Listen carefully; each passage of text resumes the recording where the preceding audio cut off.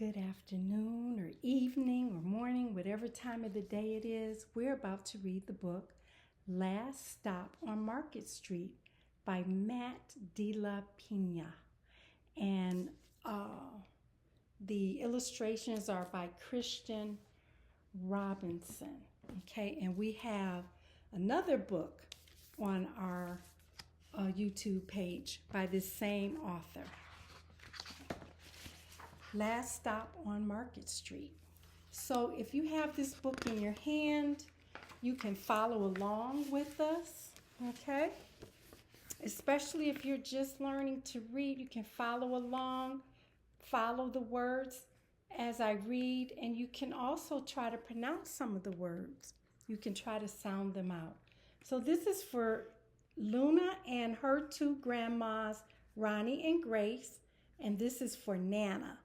Okay, from the illustrator, and that's from the author. Look at these beautiful pictures in this book. CJ, we're on this page.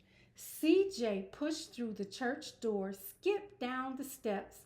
The outside air smelled like freedom, but it also smelled like rain, which freckled CJ's shirt and dripped down his nose. So there were little water spots like freckles on his shirt, and then the water also, the raindrops were dripping down his nose.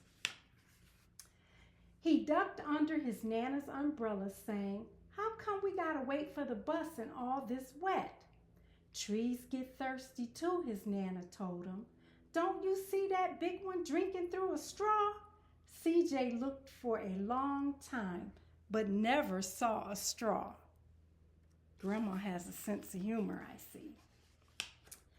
From the bus stop, he watched water pool onto flower petals, watched the rain patter against the windshield of a nearby car.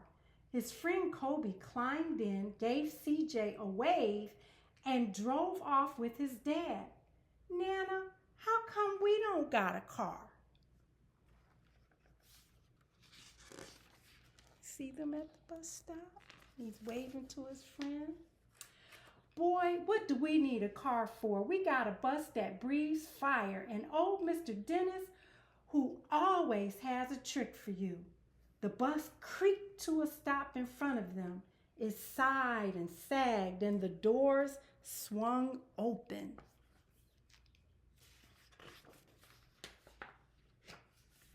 "What's that I see?" Mr. Dennis asked.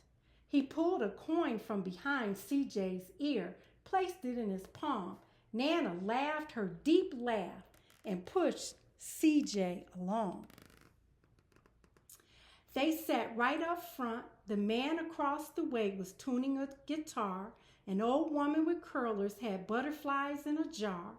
Nana gave everyone a great big smile and a good afternoon. She made sure CJ did the same. Have you ever ridden a bus? It's such a great experience. I rode a bus just yesterday. In fact, I rode three buses yesterday. Okay? All right. The bus, we're on this page. The bus lurched forward and stopped. Lurched forward and stopped. Nana hummed as she knit. "How come we always gotta go here after church?" CJ said.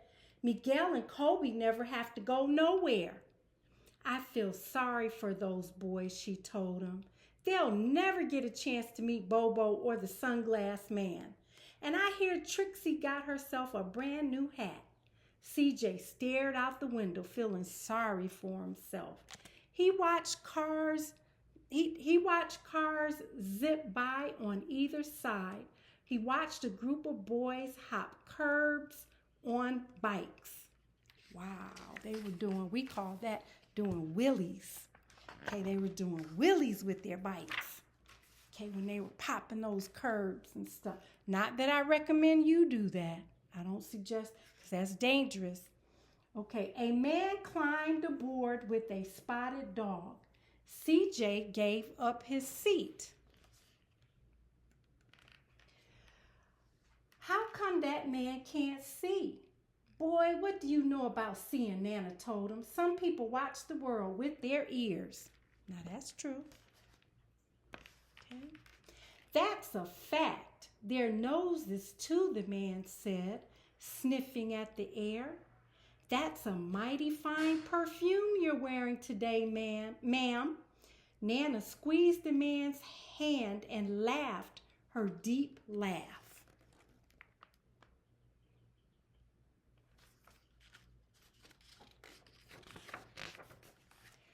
Two older boys got on next. CJ watched as they moved on by and stood in back. Sure wish I had one of those, he said. Nana set down her knitting. What for? You got the real live thing sitting across from you. Why don't you ask the man if he'll play us a song? CJ didn't have to. The guitar player was already plucking strings and beginning to sing. To feel the magic of music, the blind man whispered, I like to close my eyes. Nana closed hers too. So did CJ and the spotted dog. Okay, we're going to turn the page. You should be on this page right now. Okay? Wow, that's so beautiful. I love those colors. And in the darkness, the rhythm lifted CJ out of the bus. There's the imagination again. And in the darkness, the rhythm lifted CJ out of the bus, out of the busy city. He saw sunset colors swirling over crashing waves, saw a family of hawks slicing through the sky, saw the old woman's butterflies dancing free in the light of the moon. CJ's chest grew full, and he was lost in the sound, and the sound gave him the feeling of magic. Wow! The power of music. They say the quickest way to change the atmosphere is with music. I like to turn on some good gospel music, and that always makes me feel better. The song ended and CJ opened his eyes. Everyone on the bus clapped, even the boys in back. Nana glanced at the coin in CJ's palm. CJ dropped it in the man's hat.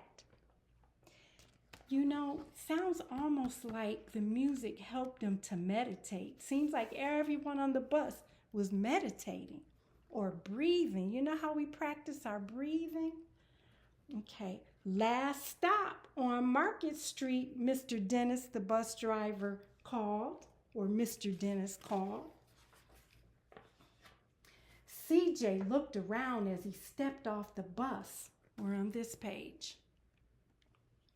CJ looked around as he stepped off the bus. Crumbling sidewalks and broken down doors, graffiti-tagged windows and boarded-up stores. He reached for his Nana's hand. How come it's always so dirty over here? She smiled and pointed to the sky. Sometimes when you're surrounded by dirt, CJ, you're a better witness for what's beautiful. Wow, that's powerful. She said, sometimes when you're surrounded by dirt, CJ, you're a better witness for what's beautiful. That means you appreciate beauty a lot more. CJ saw the perfect rainbow arching over their soup kitchen. He wondered how his Nana always found beautiful where he never even thought to look. But he's learning. He looked all around them again, at the bus rounding the corner out of sight, and the broken street lamps still lit up bright, and the stray cat shadows moving across the wall.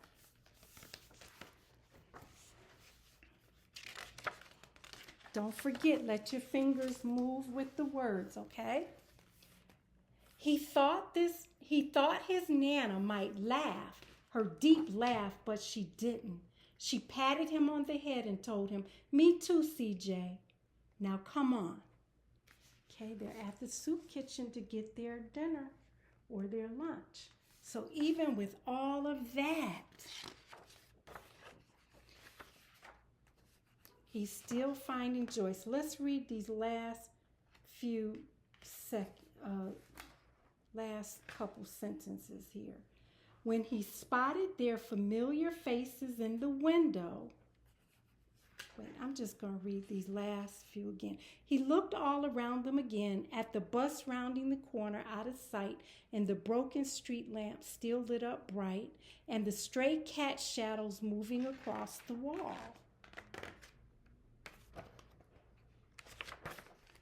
When he spotted their familiar faces in the window, okay, these are people he knows, okay?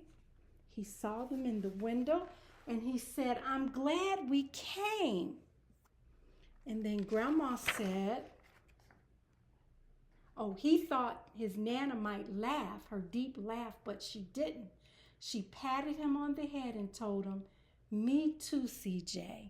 In other words, I'm glad we came too. Now come on. Okay, in other words, come on, let's eat dinner. Okay? And that's the end of the story called Last Stop on Market Street. This last page, I think, is a copyright page. Let me see. Yes, the last page is the copyright page, and it has a beautiful illustration as well. Okay? And then look at even the back. That's the back of the bus. That's the front of the bus. Okay? And this book has won many awards too. Okay? All right, thank you for listening to Last Stop on Market Street.